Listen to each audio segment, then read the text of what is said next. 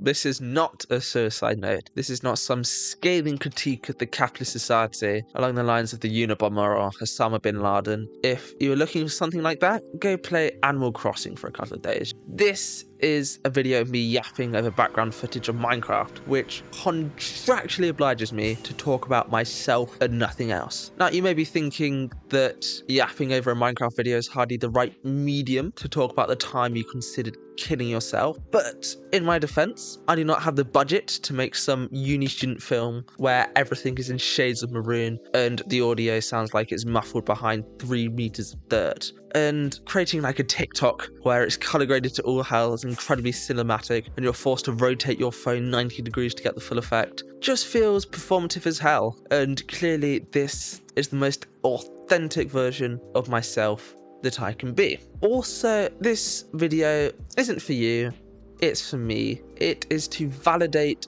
my feelings around the entire thing, because I fail to believe that I am unique or special enough to have nobody to experience anything even remotely close to what I did. And it's very difficult to do in person. It's not like you can just go up to your friends and go, hey, have you ever thought about ending it all? You know, it raises the defences, and to be fair, if somebody came up to me and asked that, I'd absolutely not tell them the truth. And so instead, I shall do it as a voice behind a Minecraft avatar. If you've watched my last video, that might ruin the mystique a bit, but either way, I'm lying in my bed, 3:21 in the afternoon right now, nobody around me, and I am speaking my mind into a microphone, raw and unfiltered and unedited. I wouldn't say that I've ever wanted to commit suicide, as evidenced by the fact that I'm still here.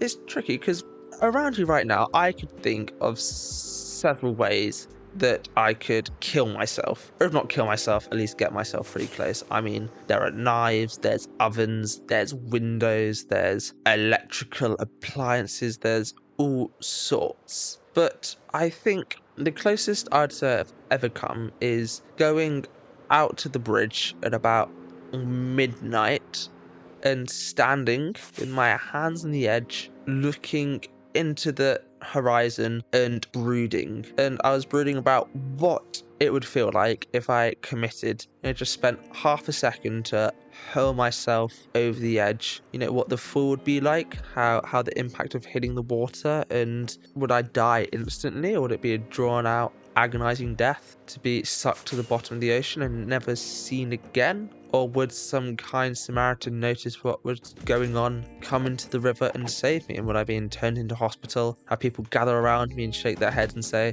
how could we let this happen? How could we have not seen the signs? And I think that final image is probably the most compelling reason that I didn't kill myself, because in this life, my biggest fear is being a burden to people. I am not great at accepting help, I feel. I don't want others to imposition themselves for my sake, which I think is, again, another one of the reasons why I find it so hard to talk about it in person, because that's a lot of mental pressure for somebody around my age. Or if I talked about my friend, that's a lot of pressure to put on them. And I know for a fact that they are immature as shit and they're not ready to deal with that. I mean, I'm not ready to. I really have no clue. The only way I would really feel comfortable offloading like that to somebody is if I was paying them. But as stated, I can't afford therapy. Again, watch my earlier videos. Again, perhaps if we get enough people watching, I will be able to afford therapy. And you guys don't have to listen to me talk about killing myself. Wouldn't that be a nice day indeed? Yes, where was I? Oh, yes, I don't like being a burden. I feel that makes it difficult, because that means in order to protect others and stop them worrying about you stop telling them things. I think that makes it incredibly difficult to tell them about the big things if you can't even tell them about the little things, because you go into a mindset, oh, it's small, it doesn't really matter, it's not worth bothering anybody else, I can deal with this on my own. And then when it becomes something you can't deal with it on your own, it feels like, how are they supposed to deal with it either? Because this problem is fundamental to me. It's difficult because things like pressure coming from to perform well in school or whatever, ultimately they can't take the test for you. They can't make you do well. That all comes down to you. And it just made me feel very stuck, where there was nothing anybody else could do for me. So there was no reason to bring it up, because all it'd do would cause excess pain without solving anything, and that just felt very wrong for me. Linking back to the whole hospital room thing, I think that's kind of the main issue there, because if I killed myself, it'd only solve things for me without, and it would just make everybody else feel so much worse. It wouldn't truly solve anything per se. If, like, firstly, I'd still be alive in the hospital and stuff, just less able to live my life how I wanted. I think it was that fear that really kept me back from it, that fear that I wouldn't fail, which perhaps, I shouldn't live my life in cowardice. If I'm feeling something, I should reach out and take it. Incidentally, tangentially, that is why I hate those motivational TikToks that say you can do this. Okay, not the ones that say you can do this, but the ones that are like, do the hard things and then you'll wake up in 20 years and you'll think it's all worth it, because A, it's incredibly reductionist,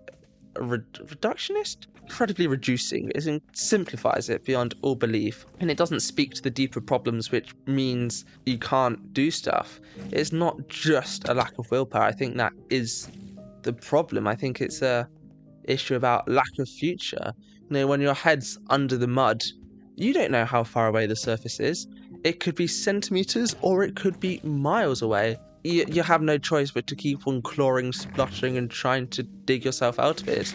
But if you've been trying for years and you still feel no closer, there's no point in just keeping on trying, because you could be digging yourself even further in. And the fact that it's just an issue of willpower is so incredibly demeaning. And they want it to be motivational.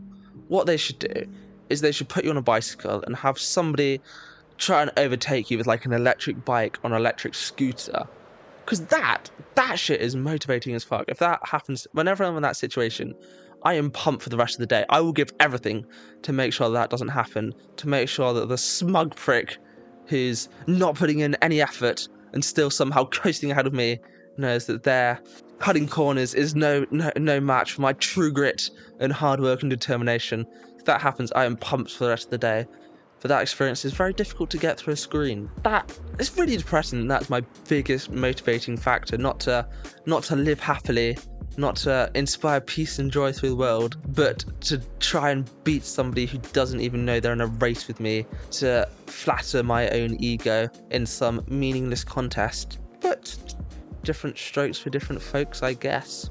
A bit looped back. When you feel stuck and alone, I read somewhere that 8 minutes is all it takes to make somebody feel not alone, which is incidentally how long you need to get a video for mid-roll ads. So you best believe I think I've hit the mark. This video might be ending soon, totally because I run out of things to say, and not because there's peace and love, guys. If you're going through something and you found solace in this video, I am glad I could provide that for you, because ultimately it is having a friend, having somebody to talk to is really cool. And even if they're immature as fuck, they still care for you. And I think, yes, it is difficult. Yes, it is tough. Yes, you might not feel up to it, and that's okay.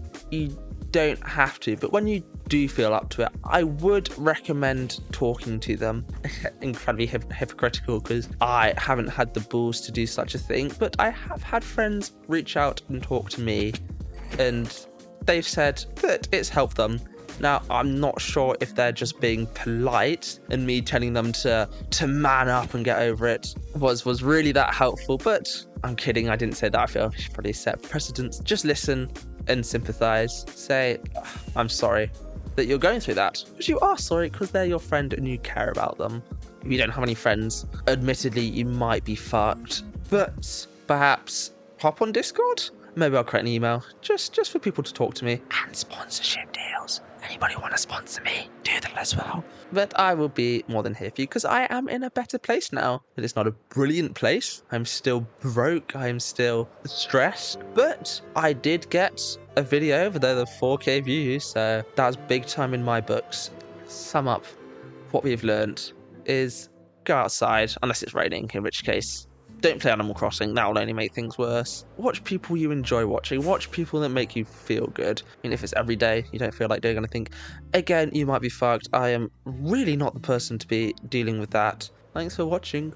Bye.